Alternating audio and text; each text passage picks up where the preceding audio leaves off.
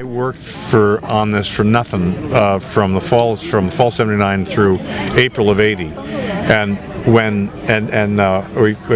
it was really funny. I bought a Radio Shack offered a thing called a decision maker, random decision maker. You remember that thing? You push a button and it says there's 6 choices, like no, yes, which never happened, no, yes, never happened, and it was maybe, got to think about it, not sure.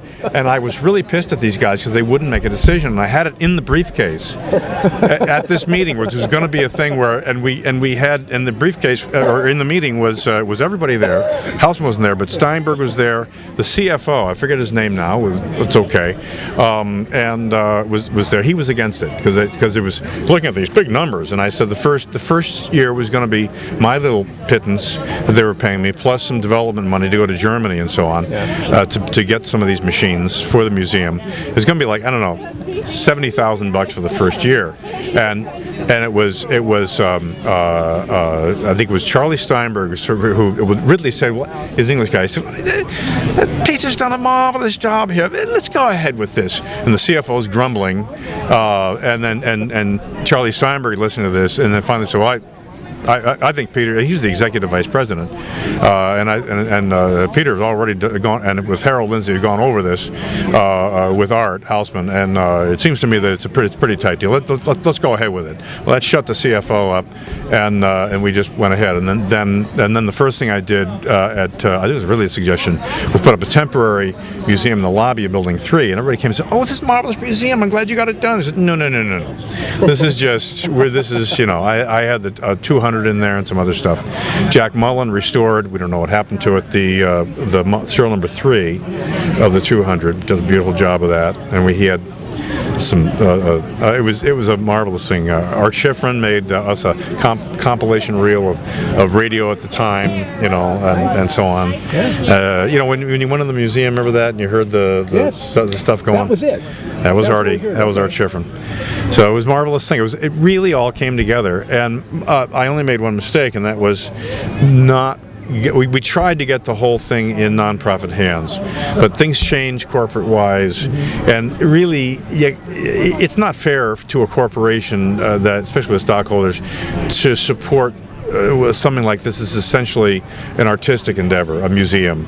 Obviously, it was fantastic PR. In fact, there was a time when Ampex was really in the dumps in '83. It was going to be sold, and there was a hole in the product line, and they hadn't come out with a VPR 80 yet. The VPR 3, I think. We really did. The museum was news. We were in all the U.S. press internationally. We had wonderful coverage from the trade press. They're always looking for great stories like this. Mark Shubin showed up. Mark was working for, I forget what thing now, and he's a brilliant writer and has always been interested in history. And do Google and get on his list. SCHUBIN. Do it. Mark Shubin. Just Google Mark Shubin. He's worked with the Metropolitan Opera for years. Yes. And won Emmys and Grammys, everything. I've corresponded with him. Oh, okay. Oh, yeah. Okay. Shubin, and just Google that, and you'll find him, and get on his regular mailing. We really did carry the thing.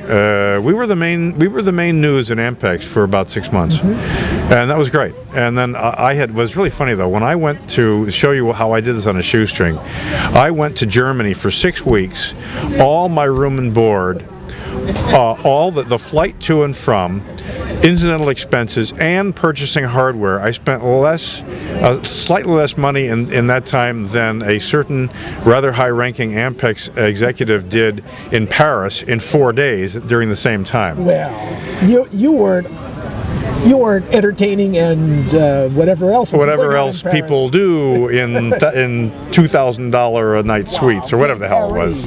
Yeah, probably in those days only $1,000 a night for the suite. And that was one of the things about Ampex.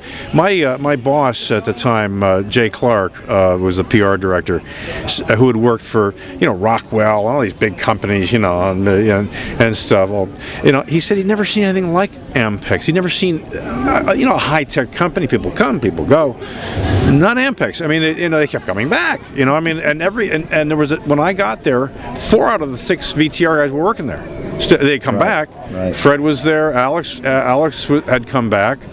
Charlie Anderson was there, and Charlie Ginsberg had an office. They'd moved him from Mahogany Row, which is where the executives were, down to the next thing over what Charlie called Plywood Row. And a great sense of humor. I mean, all those guys. Some of it was a little off color, but it was just great fun. And I would always go in there and just make Charlie. It was great making Charlie Ginsberg laugh. He had a wonderful laugh. He was at the time the oldest surviving diabetes type 1 childhood onset survivor. He made it to, my gosh, he made it to 72. He said he would have made it even longer. So that's it. That's the story. Thank you very much. Excellent. Thank you, Pete. Yeah. Good detail.